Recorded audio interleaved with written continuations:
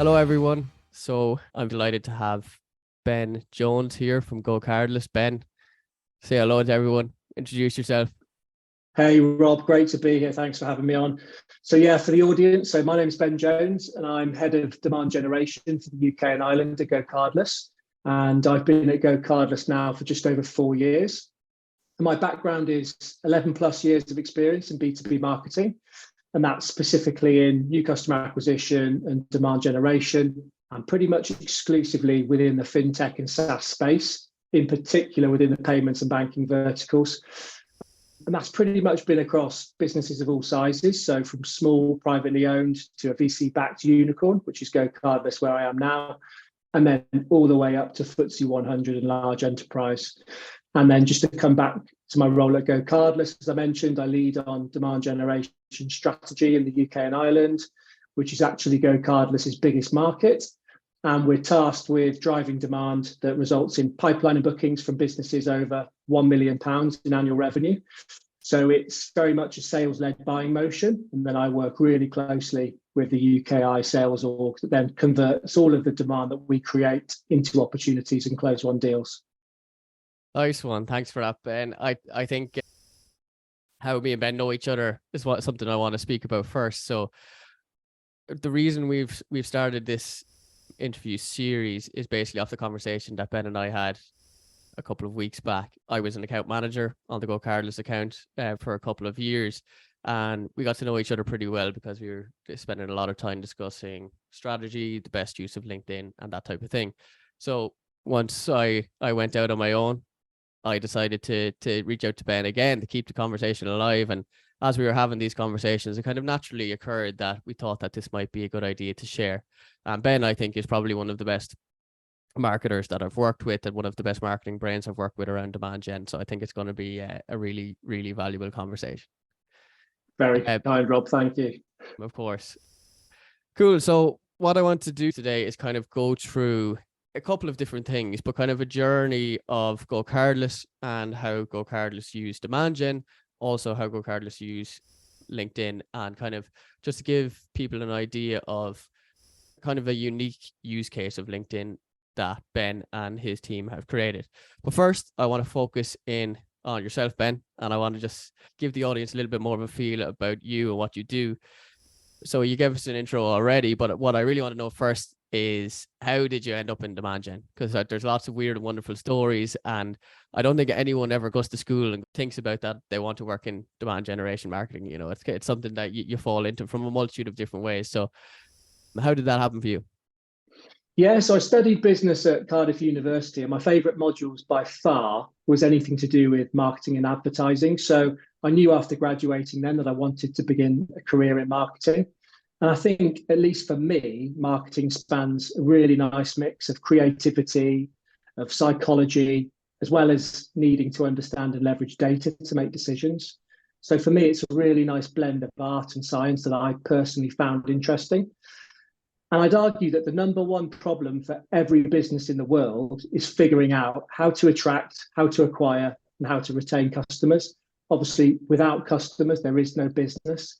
So it's a huge problem that will always exist. And if you can become great at solving that problem, then you'll always be in demand as a professional. And as far as landing within B2B marketing specifically, so not long after graduating, I applied for my first full-time marketing role as a marketing executive at a really well-regarded payments company in the West Midlands called Allpay. And that basically set me off into the B2B rabbit hole, which is one that I've stayed in now for over a decade. Nice. Okay, so it's a little bit more of a conventional journey, and it's similar to my journey into marketing as well. I did study business and then kind of fell into the marketing side of it because there was a big split, I suppose, in my year where half wanted to do accounting, finance type things, and then there was another half that wanted to do marketing. And some of the friends of mine who were in the accounting and finance used to joke about my exams, my marketing exams and stuff, that I was going off to do a coloring book test and this, that, or whatever. But it's a completely different mind. And I'm interested to hear that, like you and most marketers, that's what's attracted you to marketing in the first place, was the mixture of the kind of creativity and the art and the science to it, and what is for marketers ourselves, we see it so much of a bigger field than maybe what some people see of it. And I want to ask you, so before we kind of dive into GoCardless itself, I want to ask just a kind of hopefully an energizing question to get us kind of in a creative mood. Being around, if you had unlimited budget, what would be one experiment or one tactic or piece of strategy that you would introduce to demand gen? And even if you want to think of it from a GoCardless lens, do, but I'm going to leave it at demand gen. So what would be one tactic or piece of strategy that you'd introduce? Yeah, so I'd say it's more of a medium or a channel that I haven't personally tested yet, but I would love to test the impact of podcast sponsorship over time. And it's something that we haven't used at GoCardless yet. So like thinking it through now, but that could be like shortlisting the top 10, top 20 most listened to podcasts on Spotify and Apple Music. Could be across business, entrepreneurship, finance and technology through a GoCardless lens, obviously. I know you can target by location, demographic, and interests, but I think a nice way to start that off would be you could target a single major city first. So you could run with Manchester and then basically look and see what the uplift is in that location in terms of website visits or businesses signing up through the website or submitting contact sales requests. I think obviously you'd need to do this for pretty decent amount of time to realize the impact. So it would maybe take 6 to 12 months before you get a clear picture that it was working. And I think you've obviously got less control over the targeting in terms of the channels that we use at the moment. But I'd be really interested in running an experiment through podcast sponsorships to see how it works. Amazing. Yeah, I think it's a hugely dominated field in terms of B2C. I feel like Manscaped sponsor everything, in the podcast world. Absolutely. And then in B2B, Tim Ferriss and things like that. I have heard people like LinkedIn and stuff starting to sponsor podcasts. And I think it's a really interesting field. Between that and between B2B influencer marketing, I think we're going to see a huge push in the next couple of years. So love that. All right, cool. So let's take a little bit of a turn looking at GoCardless and what you do at GoCardless. So can you first of all you've already given a little bit of info about GoCardless and them being a B2B unicorn. I think I'm going to go as far as saying they're one of the biggest B2B unicorns in the UK at the minute. Can you give a little bit of detail in terms of the business that GoCardless operate in? Yeah, sure. So GoCardless is a UK fintech, as you mentioned. It was founded back in 2011. And it provides bank payment solutions to over, I think it's now 85,000 customers globally. And it helps businesses to easily collect both one-off and recurring payments directly from their customers' bank accounts. And the solution ultimately helps businesses save time and maximize their revenue. And that's kind of by reducing both late and failed payments, by reducing customer churn, and then by lowering the cost of payment collection and admin through a really slick automated collection process. And yeah, as you mentioned, last year we raised $312 million as part of a Series G funding round, which took us to double unicorn status at a valuation of over $2.1 billion. Huge, absolutely huge. I'd say that's, as a marketer, that's a lovely thing to hear and see in the news when those rounds come in. So in terms of the product market fit, then you have your no-brainer product, you have need from the business to acquire new customers. So what are the key pillars of the marketing strategy? Yeah, sure. So I'll talk exclusively about the demand gen strategy because there's several go-to-markets within the wider organization. But from a demand gen perspective, so we're focused on net new customer acquisition, and that's largely through a sales-led motion. And we target businesses across 3 main segments. So that's upper small business, that's mid-market, and enterprise. So they're the main 3 segments that we go after. In terms of the main pillars, so we're highly targeted in our approach, and we focus pretty much exclusively on a named set of target accounts that's completely aligned to our ICP. And they're selected based on a host of firmographic data points that essentially deem an account as a high propensity to buy our solution. And there's obviously a lot of work that goes into that. We follow an all-bound strategy, so working super closely with our sales colleagues internally. So we have a shared pipeline and bookings target between us.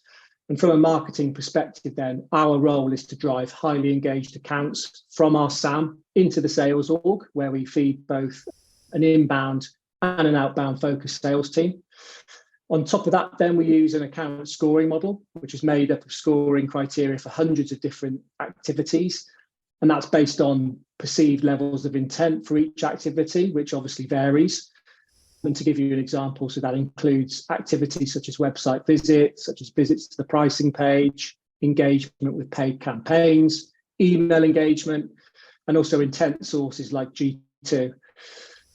And then in layman's terms, so the program strategy is essentially all around focusing on reaching and engaging with our target accounts at the right frequency over time.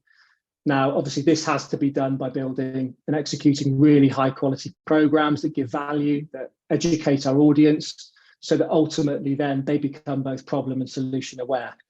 And then the logic is, if we execute on that effectively, as a byproduct, we'll deliver the results we need. So we'll deliver the highly engaged accounts, we'll deliver the pipeline, and we'll deliver the bookings to meet our targets. So in terms of your demand gen strategy you just described, it's about engagements and it's about reaching people. How does that trickle down then to your paid social strategy? Yeah, so it essentially means that we prioritize channels that allow us to reach the right people from the right accounts. So as I mentioned, we follow a named account strategy. So we're super targeted in our approach. So we're totally persona and account focused in our targeting. And that means we don't really spend much money on channels that don't cater for this approach, which is why we tend not to use channels like Google paid search, for example, because it's obviously harder for me to control the audience that consumes that budget. And therefore, we have had waste before in our experience in terms of micro businesses eating up most of that budget, which are kind of under the threshold of company size that we're looking to target. So we certainly then favor paid channels that enable both persona and account level targeting, clearly because that gives us greater confidence that the money that we're spending is reaching our ICP. And that makes LinkedIn one of the more attractive channels to use in terms of leveraging its targeting capability, which is really great. And a lot of the time with LinkedIn, I feel that people can kind of get lost in the advancement of it, you know, in terms of some of the key features and some of the new features and maybe niche audiences that sometimes are introduced to the platform. And my main message that I try to get across is get the fundamentals right. So get your company size down, get the people in those companies down, and make sure you have that right first, because that is the power of LinkedIn. That is the reason that you can set it to the side as a really powerful tool. And when people don't really focus on that, it can really derail the use of LinkedIn and make your campaigns really expensive. So glad we're aligned on that one. So I want to talk a little bit now about your ecosystem. And you mentioned LinkedIn being a kind of a key part of your strategy.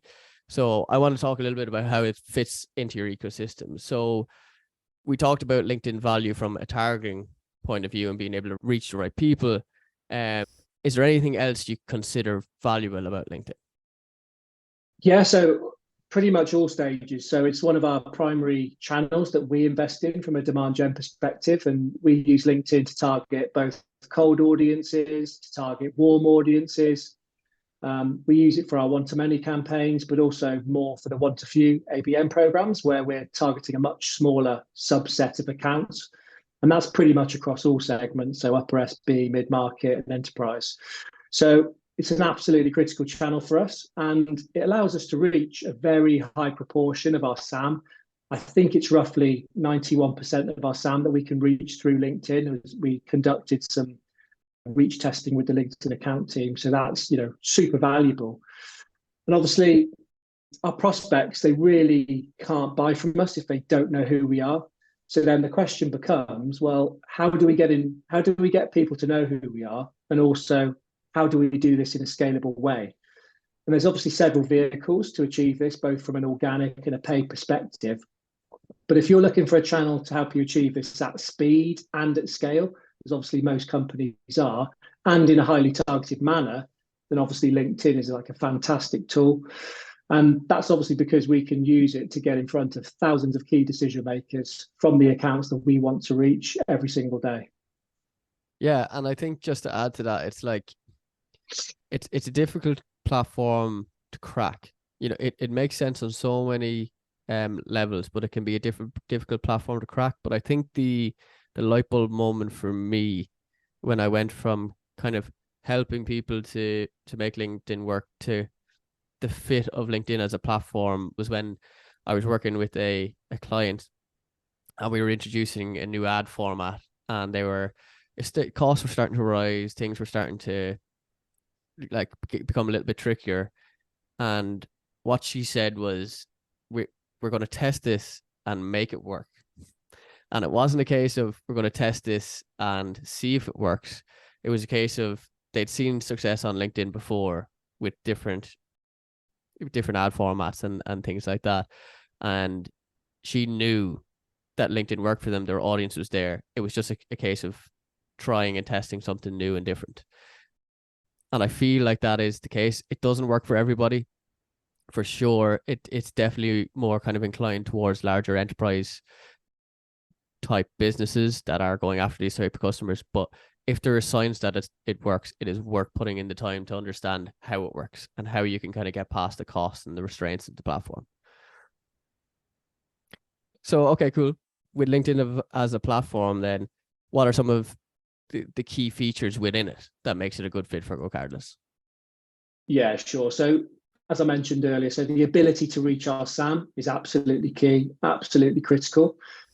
And then obviously the precision of the targeting that the platform offers, both from a job title and account level perspective, but also from an integrations perspective. So we actually connect our ABM platform, Demand Base, with LinkedIn Campaign Manager to dynamically sync and push through the campaign audiences that we built in the platform. So that's a really great feature for us, and that reduces the amount of admin that comes with tasks like updating account lists manually in Campaign Manager. And it gives us confidence that based on the filters that we've applied that are all connected to Salesforce, that our lists are 100% accurate and we're not wasting ad spend on accounts that no longer fit those parameters, for example. And then lastly, another nice feature that we're leveraging is the account reach reports that you can access through your LinkedIn account teams. So we basically upload this data to our ABM platform once a month, which then scores all of the accounts that we've engaged with in the past 30 days. So we see that as another source of intent data that we can then append to accounts to better track engagement and also to better understand their buying journey. And I don't think that data is leveraged enough by marketers. So I think it's a pretty underutilized source, put it that way. Yeah, you hit on a good point, and a point that I want to talk about a little bit as well, in terms of using your account team versus those who don't necessarily have access to a LinkedIn account team. And I think the thing about it is you need to think of LinkedIn as a platform that's in front of you in terms of Campaign Manager and the features you have. But if you are scaling into territory maybe that's business critical or really marketing critical, and you're maybe investing a decent amount of budget, you need to be asking your LinkedIn account team in terms of what else there is available. What you're spending a lot of money on your demand gen tools and on your paid social efforts and everything that's involved in terms of budget wise. It is always worth asking the question to your account team in terms of what else is there, what reports are available. Because from my side, being in LinkedIn for 7 years and now being on the outside, I can see that the disparity is there, I suppose, in terms of the knowledge that people have of these tools. But sometimes there's really simple extra additional tools that the LinkedIn account team can pull on that can be really business critical. So I think I just encourage that as well, to kind of ask your account manager, have the conversation. Sometimes there's maybe not a great opinion of some LinkedIn account managers or Google, Facebook, any of these platforms, but I think people maybe need to flip it a little bit and think about your relationship with your account manager and what they can help you with. So it's great to hear you're using that tool. And I know that was something we worked on when I was your account manager. Absolutely. Yeah. Cool. So what I want to know now, or what I want to dive into a little bit, is how you manage LinkedIn. Yeah, sure. So we basically build all of our campaigns internally. And then we do work with a third party paid media agency who then manages the build and the execution of activity inside LinkedIn Campaigns Manager. And we have like a weekly cadence with them to assess week on week performance, how we're trending versus our monthly and quarterly targets. But then, of course, outside of that, all of the team at GoCardless internally have access to our account, so to LinkedIn Campaign Manager. And we're always going in to proactively check and monitor performance and gain insights that we need. So the data is essentially all there at our fingertips. Yeah. So just with that, I wanted to kind of get your grasp on some of the features that are available in LinkedIn. And one of them that a lot of people get a lot of use from, and especially ABM clients and anyone with a company list, is the company list engagement report, which obviously gives a score of certain accounts and how ready they are or how kind of warm they are. Because you have deeper access to a certain report that maybe kind of gives you more detailed access than the company engagement report, is that something that you completely discard? No, so the reach report is, as I mentioned, something that we kind of extract from the platform every month and then upload to our ABM platform to get extra engagement insights for the accounts that we're targeting. But no, we absolutely go in and leverage the platform. I think in particular for me, it's really interesting to go and see, are we hitting the right persona? So obviously you can see the top personas that are seeing your ads, engaging with your ads, clicking with your ads. So that's a really good vehicle to understand. Firstly, are we hitting the right people with our job title level targeting, or do we need to tweak something there? Yeah. And secondly, also the exact accounts that are engaging with us. So we look at kind of like the top accounts every month. If for whatever reason there may be an account that's appeared that we didn't think was in our list, or it's just outside, or actually they're eating up quite a lot of our budget there, then that may lead us to kind of removing them from the list for the next few weeks to just better spread that budget across kind of the smaller accounts and the campaigns. Yeah, and I think that's a huge thing as well, about optimization on LinkedIn, is the use of the demographics and also website demographics. So I'll start with demographics first. The most important, I've said this for years since it's been introduced on LinkedIn, the most important part about demographics is exclusion. So it's looking at who's maybe appearing in the demographics that you didn't want, or who's appearing, as you said, too much, who's taking the budget. And this can happen so often. So you and GoCardless, I've seen that you have quite a good strategy of segmenting out your audience so that the budgets are portioned, or they're in proportion to where you want to spend the budget across regions and companies and things like that. One of the biggest mistakes on LinkedIn is when everything is thrown in together. And let's take the easiest example, a couple of different regions. So maybe there'd be Europe. The biggest countries are just going to take the budget. That's generally what happens. And if you have a key region, or if you have potential to expand in a region, you're not going to be able to see that because they're just not going to get enough of the budget. So using demographics is extremely important to be able to see how your budget is being distributed and if it's being distributed in the right way. And I think that's something that you and the GoCardless team do really, really well. Yeah, absolutely. The biggest killer from my perspective is when you're grouping businesses of all sizes together, when you're not segmenting them out by small business, mid-market, enterprise. Because as you know, those huge enterprise companies will literally chew up half of the budget every month, every week. And the smaller businesses that are plugged into the campaigns won't get anywhere near as many impressions and then won't engage as much with your ads as a result. So yeah, the most obvious place to start is splitting out by business size, just so you can assign budget in the way you want to, that's aligned to your targets to each segment, and then it's controlled, and that gives you greater confidence. Yeah, for sure. And there's nothing more disheartening when I go to audit an account, but I'm disheartened for the client when they ask me to audit an account and I see maybe really cheap lead cost or really cheap click costs. And I'm like, okay, great, this is going great for them. And then it's the first thing I do is into the demographics, and they're maybe going after SMB mid-market clients, and I see Google, Unilever, all these companies just popping up.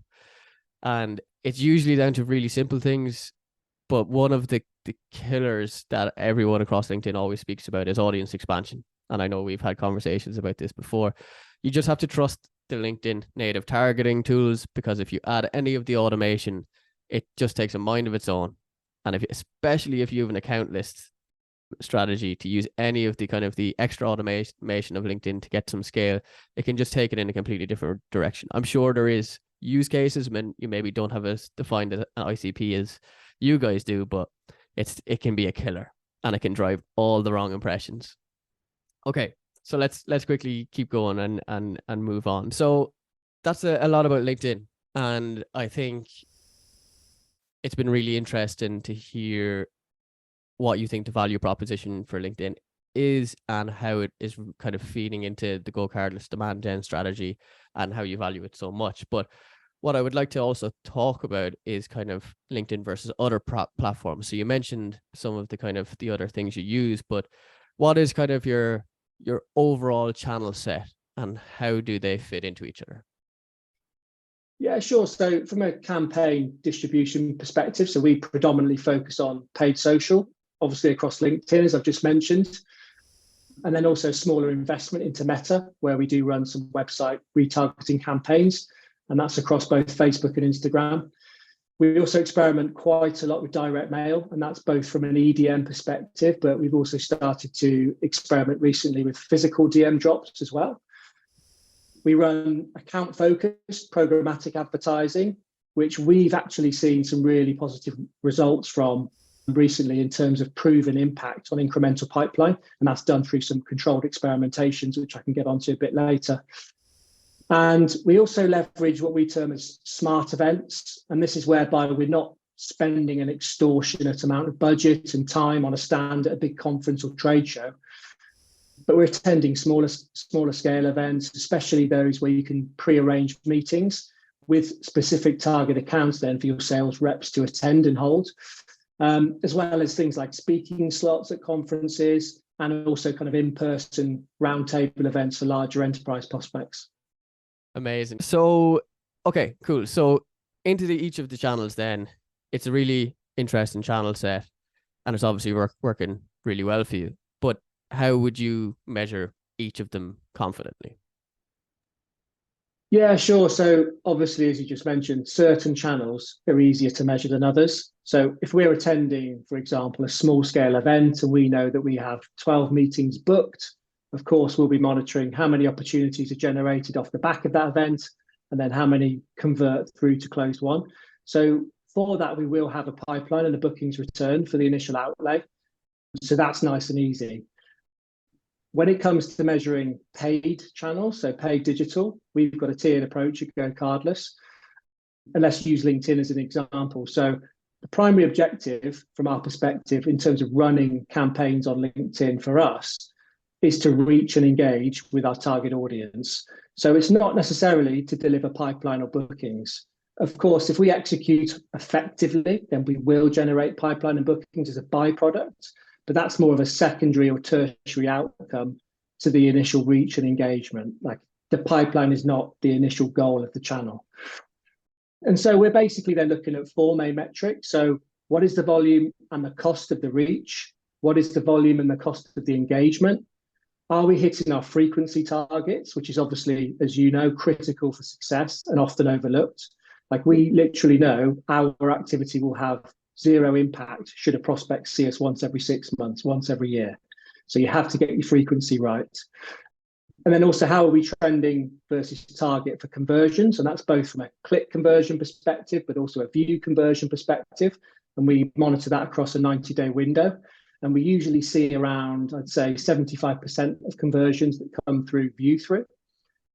But we know the conversion volume isn't always totally accurate, and due to privacy updates, you can't track every single conversion that's there, but we use it as to gauge a trajectory. So we're basically looking at platform side performance then across those four metrics and making sure that trajectory is positive. And then on top of that, as I mentioned, we run controlled experiments at an account level to understand the impacts of paid channel investment. And a basic template for that would involve building an experiment group of accounts that will be targeted by a particular channel versus a set of control group accounts that will not receive targeting from that same channel. And we then measure forward funnel progression for both sets of accounts to give us then an understanding of incremental pipeline, incremental bookings that we deliver as a result of a group of accounts being exposed to a specific channel. And we've had some really encouraging results back from conducting those experiments across several channels. And then lastly, of course, tracking how many inbound contact sales requests that we get from accounts that we know are plugged into LinkedIn, and we know we are actively targeting them across our channel mix. So we're looking at trajectory and uplift month on month, quarter on quarter. Are there more target accounts coming through due to the campaigns that we're running? Because that's another clear signal that the outreach and the targeting that we're working is doing well. I love it because it seems to be kind of a perfect mix of trusting the process and the marketing and demand gen fundamentals mixed with actual data and kind of triggers. You seem to have defined what success is for you without having to see the full picture, which I love. I want to talk a little bit about frequency. A couple of things you mentioned. So frequency first, I completely agree. And I know this was something we also spoke about when we were working together a couple of years ago, but it's so important on LinkedIn. And the problem with the frequency caps are starting to open a little bit, and you are starting to be able to spend more budget as a result, and your target audience is able to see more of you as a result. So the frequency is kind of rising a little bit, but up until then, it was really hard to get high frequency on LinkedIn, because you're competing and you can only show so many ads within a certain period of time. But I think in general, to use a general rule of thumb, because I get asked about this question a lot, I think you should be aiming to hit between maybe 6 to 8 frequency per month, so that people are seeing your ads. They may not be engaging, but at least you're achieving some kind of brand impact. And that I don't know if this is a term, but it's the way I describe it. It increases noticeability. So the more times you're seen, or the more times people scroll through, maybe they're not taking notice, but if it starts to keep happening, they are eventually going to start taking notice of your ad, whether it's by accident or whether it's by good creative. So that's why your frequency needs to be high. The second point I want to talk about that you spoke about is the experiments. And I think that's really, really interesting, and an approach that a lot of people would gain a lot of value from. But I want to ask a question about it in terms of, is that something you work with sales on very closely? Or is that something you kind of work in silo, just from a solo on a marketing perspective, and measured from a solely marketing perspective? Or is there, say, in LinkedIn, we used to call it tiger team or kind of project team you put together for those type of experiments? Yeah, so the experiment itself is done within the demand gen team. But what we do before we kick off any experiment, we send out a comms to the wider kind of GTM org to say, look, we're running this experiment. This is our hypothesis. This is why we're running it. This is what we think might happen, and this is what success, or this is what good looks like. So the wider team know it's happening, and it's obviously leveraging accounts that have already been pinpointed within our SAM. So it's accounts that sales might actively be working. But we just keep them up to date in terms of what we're doing, the results that we're finding. If something's worked really well, shout about it and tell the wider team. But aside from that, it's more a format that we use within the initial demand gen team to track, to learn from, and to basically understand what channels to scale and what channels to actually, these need a bit more work. I worked across a lot of clients and a lot of different companies, and that can often be the case, and the downfall of good marketing, good demand gen, but also right down to good use of LinkedIn, is the ability that not just for something to fail and kind of cut it off as this hasn't worked, maybe explore the reasons why it hasn't worked. Is there a place for it? What can we do differently? And I think there's been so many cases of companies that I've worked with who have really high potential for LinkedIn. We've run campaigns that have had good success, but haven't necessarily made the cut and it's straight away deemed as a failure. And I think with a bit more time, patience, and kind of the GoCardless mindset and your mindset, the scientific mindset, people could really extract a lot more from the platform and really make it work for them. So kudos to you and GoCardless for having that culture. It definitely comes across in your marketing. Okay, cool. So we're coming towards the end of this chat. So you've really given us a lot of great information and great tips to go away with in terms of how you guys do it at GoCardless. At the start, we talked about kind of why you got into demand gen. And for me, it's kind of a good mixture of art, logistics, tactics, science, kind of everything. You know, there is really that creative side to it and that kind of scientific side to it. For you, what would you describe kind of in a couple of sentences what good demand gen looks like? Yeah, so I think in layman's terms, it's basically making people problem aware and then positioning yourself as the best solution to solve that problem and doing that successfully so that when they decide to actually solve the problem, then you're top of mind and they come directly to you. But in terms of like the skills that you need, I think it's similar to what I mentioned at the top of the call. So you need creativity, you need to understand psychology, influence, and consumer behavior. And it's also pattern recognition in terms of being able to read data and being able to understand what's working and what's not. So I'd say that's kind of a layman term summary. Love it. Yeah, I couldn't have said it better. Cool. So as we're wrapping this up, then I'm always interested in what books you've read, resources, people you've followed that have contributed to the way you think about marketing and have maybe driven your marketing career forward in a way that you wouldn't have expected. So is there, for the audience that's listening, is there any books, resources, people that you've engaged with that have really influenced the way you think about demand gen, your day job? Yeah, so basically any book by Seth Godin. So really big fan of his, and there's far too many high quality books to choose from. So you can start with anyone out of his collection. I'd then say Play Bigger by the Category Pirates, which is like an awesome book to help you position your company as a category king. And then finally, it's an absolute classic and really popular, but influenced by Robert Cialdini. I'm listening to it again, and there's so much in it that I'm just constantly writing things down or typing notes on my phone. I'm like, how did I forget about that? And I think it's also good. It's one of those books that's good to read at different intervals. So for me, when I was at LinkedIn and I was consulting clients, it was really useful to give kind of recommendations on how to cut through and how to be kind of persuasive with your marketing.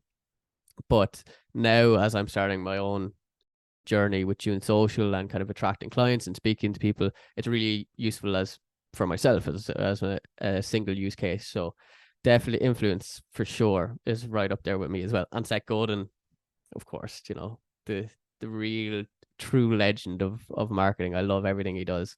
Great. Okay. Well, look, Ben, it's been an absolute pleasure.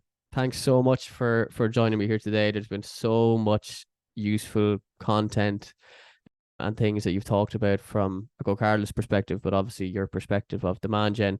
So really appreciate you joining today, and I hope the audience has too. So thanks again for that. Yeah, thanks, Rob. It's been great to join you, and yeah, we'll catch up soon. Thanks a lot.